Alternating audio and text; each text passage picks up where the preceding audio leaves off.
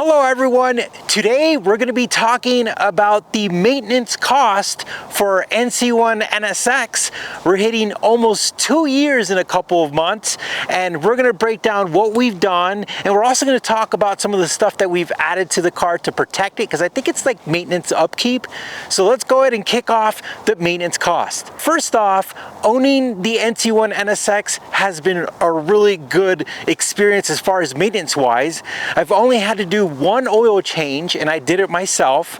So I bought the OEM oil filters. I bought 2 of them from the dealership, and I bought some Mobil 1 oil. I bought 2 jugs, and that cost me about $150. Did that, so didn't have to worry about that. And if you guys don't know, you have to do that every year with the NSX.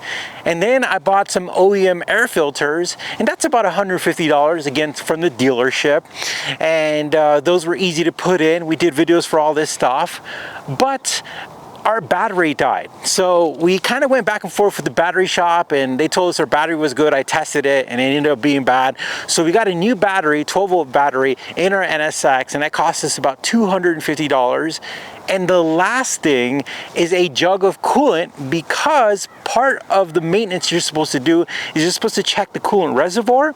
And when we checked ours, it was empty. So we filled it up, and then we made a video about it, and a lot of people found out that theirs are empty. So that jug of coolant was about $20. So overall, the entire maintenance cost of the NSX has been around $500 for almost 2 years, which is crazy. Now, I have 40,000 miles on my NSX. I'm about to hit 40,000 miles.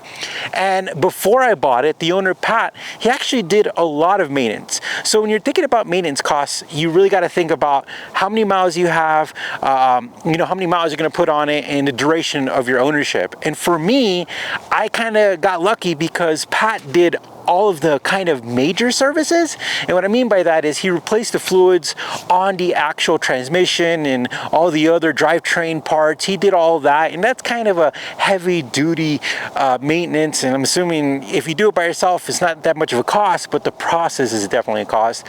He did an oil change, but pretty much that's about it. And the cool thing is the NC1, this one, mine, has carbon ceramic brakes, and I don't track my car, and I've had a bunch of cars with carbon ceramic brakes. I've had the GT4, the AMG, and after doing a ton of research, these brakes should last anywhere from 150,000 miles to even 200,000 miles if I don't track the car, because when you're driving it in a daily purpose way, and if you're just kind of putting around and doing some spirited driving, you're not really wearing them down. So as far as brakes goes, we're good on that. Tires are still good, which is good. So I haven't had to experience that.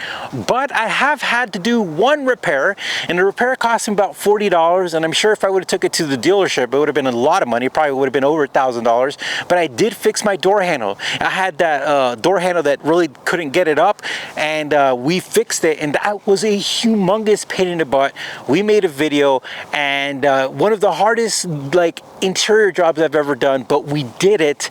And so that was really the only repair we've had to do on the actual car. Now, as far as upkeep and protection, that's a whole different subject. We've dropped a pretty penny on the protection part. We put PPF in the front of the actual car, so we've got it on the fenders, on the hoods, on the front bumper, and it's expelled, so it's the good stuff, and that costs us about $3,000, and we got a discount. And on top of that, we got expel windshield tint, and that cost us about $300, and that was also discounted. I appreciate it. The people at NC Auto gave me a good deal, and I really appreciate them doing that. And then after that, really, that's pretty much the bulk of the protection stuff. And then as far as a odd maintenance thing, which I think is important, and it's mandatory actually with the NSX, is a battery charger. That was $175, where we always have to keep our car connected to a battery tender, which is perfectly fine. And it's one of those things that we've learned about the NC1 is you have to connect to the battery tender, which is cool, and I feel good about it. But besides that, we really haven't had to put in a lot of money in this car, which kind of is great, because if you think about it, the original NA1 and NA2 NSX had the reputation of just being an easy supercar to own, and the NC1, even with all its technology, being a hybrid supercar, it's literally keeping that same reputation and just being a great, reliable car. All right, guys, well, hopefully this helped you understand the ownership and maintenance cost I've had with this car over almost 2 years. And let me know what kind of maintenance and repairs you've had to do and how many miles you've put on your car. And thank you for watching. We appreciate it. You take care. We'll talk to you soon.